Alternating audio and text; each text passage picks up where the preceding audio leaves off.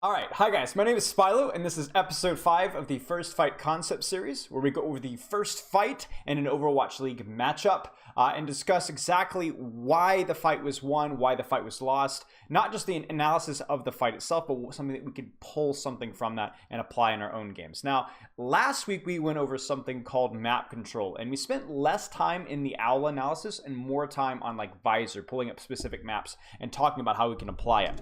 However, today's going to be a little bit different. We're going to spend a little bit more time on the actual analysis of the OWL game, because we're not only going to be talking about the concept, we're also going to be talking about a little bit of the GOATs versus GOATs matchup. And we're going to be going over the matchup of the San Francisco Shock and the Vancouver Titans on map 3 on Temple of Anubis. Now, this is technically not the very first fight in this series, but this is the first fight per round. So we're going to go over the attacking round on Vancouver Titans, their first attacking round, the first fight. And then we're going to go over their first fight in the Vancouver Titans' second attack. And we're going to be talking about a concept called pattern recognition. Now, this is not something that's only in Overwatch. It's not unique to Overwatch in that regard. I mean, you could find some concept of pattern recognition in any sport, in business and work and real life, in a lot of different ways. But in Overwatch, it's especially important because a lot of the time, understanding that different teams play in certain ways allows you to play in a way that counters what they're trying to do. So in other words, if one team likes to play really slow, coaches or players might find a way to find success on, okay, we know they're going to play a certain way. This is what we're going to do to counter that. Or, you know, they tend to have a very aggressive Genji, or they have a very passive Lucio, or have a very Reinhardt who does so and so. And so how can we beat that? And understanding that certain teams and certain players build habits, for better or worse, in certain ways, leaves them to be exploited. And what we're going to be going over is the very first fight of something that the Vancouver Titans notices about Super, and also how they can break their own patterns to throw off the enemy team. So you could use pattern recognition to catch the enemy team off guard by punishing the enemy's patterns. And you can also use the fact that you tend to act in a certain way and then suddenly change the way you play to throw the enemy team off, because they're expecting you to play in a certain way. This is how we deal with it. And then all of a sudden you change how you play it. All right. Right there, it goes into a little loud. So Vancouver Titans are pushing through here, through the mega health pack section, and this is unusual because a lot of teams tend to either fake or bait, rotating up through high ground. The risk there is always that they can drop on you and catch you in rotation. So I suppose that the Vancouver Titans have calculated that risk and are more comfortable with pushing through the small choke. Now, pushing through a small choke here is difficult, because the problem with pushing through a small choke is that when you're on the attacking team, you are forced to get from point X to point Y, okay, or point A to point B. And getting through that, it's a lot easier for the San Francisco Shock to be spamming inside that small room than it is for the Vancouver Titans. As well as if the Vancouver Titans push out all at once, and they have to do that very quickly, then during that entire time, Super can be swinging his hammer and hitting everybody that walks through that door while being completely out of their line of sight until they actually get through the door, right? And so that's why corners and chokes are important, GOATs, is that allows the Reinhardt to smash his hammer into the choke, into the corner, without the enemy team being able to really shoot him all that much. But this is an unusual corner because it's awkward. We've got these little kiosks here. We got like little poles here. It's not a corner that you can really back off clearly on. So Super has to be very cautious, because if he does not have a consistent kite path, and a clean kite path, and a kite path that he immediately commits to when the Vancouver Titans commit, then he could caught himself being isolated. Now, we're going to notice a pattern from the Vancouver Titans. Not just a pattern of their pathing, because we've already discussed that, but a pattern of how they approach the fight. This is going to be called a Zarya charge swap that the Vancouver Titans have designated in a way that's best to their advantage. So we're going to play it, and then we're going to talk about it. So I want you to watch for projected bubble. So, okay, here we go. We're going through the choke, right? So they're going to try and burst this bubble as fast as possible, and then kill the Rhino because he tried to push through, right? No, he's not going through. He's baiting. At that point in time, we now have Sumonsu on 40 charge. Okay.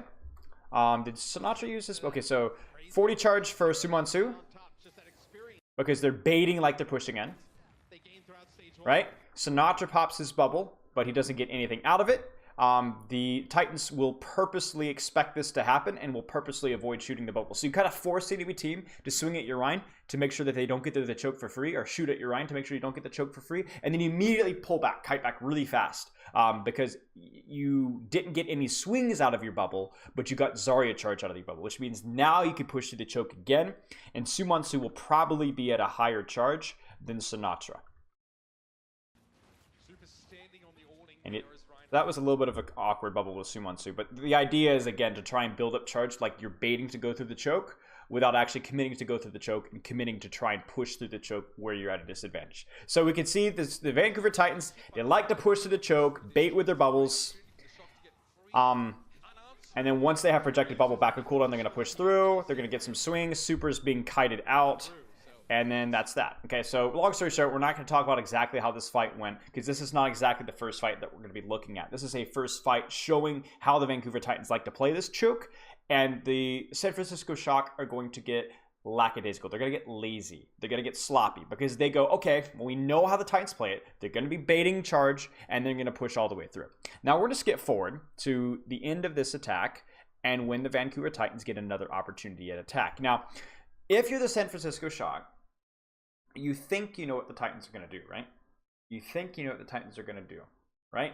So what the Vancouver Titans have said, they said, okay, we know that the San Francisco Shock likes to play it passively, right? They're not super intense on punishing us going through the choke, so they're just going to kind of sit there passively and utilize their LOS advantage. We know that's going to be the case. They're not going to be actively engaging on us. So we've recognized that as a pattern of the San Francisco Shock. So how can we punish that? How can we catch their lackadaisical, lazy, not lazy in a bad sense necessarily, but just they're not super intent on punishing the fact that the bubble was used, right? How can we punish that? How can we punish that? And then this is what we see. They've one good fight, maybe two if they stretch it, but they have to go quick. Okay. So, amp speed. What do you think Super is thinking here? Do you think the Titans have noticed a pattern with how Super likes to play this choke based off of what maybe they've seen in scrims, but especially what they've seen on the very last time they attacked? What do you think they saw? They saw Super very lackadaisically swinging his hammer, doing his best to not feed into that charge from the Zarya, right? Which is good, but the only problem with that is it means that he's going to be more cautious swinging his hammer here. And if Super is more cautious swinging his hammer when the enemy team is slamming through the choke at a high speed, that means that it's going to be easier. It's going to be easier for Super to be caught off guard by the damage that throws his way, because it's a requirement for Super to be swinging his hammer if they speed through here, right? It's a requirement, because otherwise they're just going to completely run him over because he's going to be caught off guard. So if he manages to get his couple hammer swings here really aggressively with his own projected bubble, this play is completely stomped, because watch what the Vancouver Titans do. They do not do the bubble charge play. They break up their own pattern and they punish the San Francisco Shock's pattern. Super is now out of position. He swings too late, and you can see this by looking at the health pools of the Vancouver Titans, who are all at full HP except for Hacksaw. Okay? And now Super's too slow. He's too late. Boops in. And now Super's dead. And that's it. And that was the fight. And this is a good example of designated plays. And plays that aren't just arbitrary, random, like, let's try this and let's see if we can go. Let's go for a boop shatter play. Or we'll go for a shield bash burst. Or maybe we'll go in for a diva boop or something like that. No, this is a... We know that Super tries to play passively when we poke through choke at first, because he thinks that we're just going for Zarya charge. But we're going to switch it up, Dumb. We're going to switch up, and we're going to understand that we've recognized a pattern with how the Shock play here. And now we're going to beat that pattern with a counterplay. So his passiveness is to counter the Zarya bubble. So Super's passiveness was to counter the Zarya bubble play, where they're trying to build charge before they go through the choke. So then Vancouver Titans counters the San Francisco Shock's pattern recognition by changing up their own pattern and going in fast, catching Super off guard. Out of position there. That's not And that's it. Like, you watch this and you go, oh, Super just feeds, but that's not really telling the whole story. The story should be about how the Vancouver Titans recognize how the Shock like to play that, cautiously playing around Sinatraa, letting him build up charge first, and not giving charge to Sumonsu, and punishing that by changing their playstyle. So pattern recognition is not just simply, okay, we know how they like to play all the time, we're gonna change up the way we do this to better match theirs. It's about going on the fly. Somebody in the Vancouver Titans said, Super's just standing there. He's not even swinging. Let's go for a boop play, right? Let's boop him back into our team, right? In most circumstances, that's not gonna work because Super's gonna be putting out way too much damage, and you trying to go for that boop play, trying to speed out all at once instead of just trading charge, will put your Zarya at the disadvantage, which will put you at the disadvantage in the fight. But they've already seen that the Shock are very hard committed to not feeding charge, which puts them at the damage disadvantage, right? Because their Ryan's not swinging, which leaves them wide open for a boop play. You guys see that? And that is the type of recognition that happens on the fly in Overwatch League level games. That is the difference of a top tier GOATS team like the Vancouver Titans and just a decent GOATS team.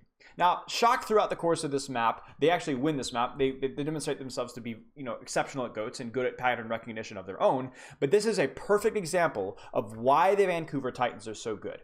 Now, you can look at that play, and you can look at mechanics. You can look at the cooldown usage. You can look at maybe even the communication. Okay, that's all great and good, and that's why the Vancouver Titans are good, right?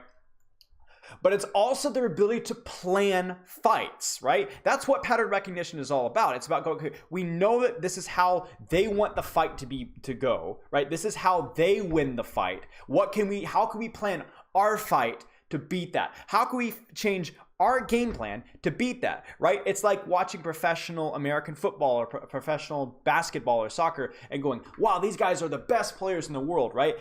And they may be, talented mechanical players, or talented, mental players, but ultimately what worked was the play. The play is what worked, right? And we should less be commenting on how crazy Bumper is at Reinhardt, at least on this specific play, and more about how well-oiled, well-coordinated, how cohesive the Vancouver Titans are as a team. Because this was a team effort. This was a team effort, this was team recognition, and this was team execution. This was not an individual play. And this is one of the great things about GOATS, because even though this type of pattern recognition happened all the time in Dive, it was a lot less obvious because it was always coded with mechanics. And I love mechanics, and I'm tired of GOATS. But GOATS does give us the opportunity to see teams recognizing patterns and punishing those patterns. Okay, so we've gone on long enough on this topic. Let's start talking about how can we use our own ability to recognize patterns and punish enemies on that? Now, let's say you're the average competitive guy, right? You're the competitive girl, and you play comp and you train comp and you play your whatever heroes, right? So the question is what patterns can you actually recognize? Because there's no coordinated team play, right? The communication is meh, right? But you can still, instead of looking for coordinated plays, you could take it upon yourself to look at patterns in enemy individuals, okay? I've got a couple of them written down here off of my experience. So one of the big things that I always noticed whenever I was a Rein main is that bad Reinhardts or mid-tier Reinhardts or Reinhardts that weren't super well experienced at Reinhardt would often, when they had Earth Shatter, start to swing aggressively. Not as in like, oh, I'm killing everybody, but I'm going in really aggressively all of a sudden. And I'd go, wait a second, that's not how that person has played Reinhardt this game. They weren't like that in any of the last 62 fights or the last 3 fights. Why are they acting like that now? You Shatter, right? And just knowing that and recognizing that means that you're more likely to block Shatter and or punish whatever they're doing. Another big one that you've probably heard a lot, okay? Zarya's reloading and walking forward into your team.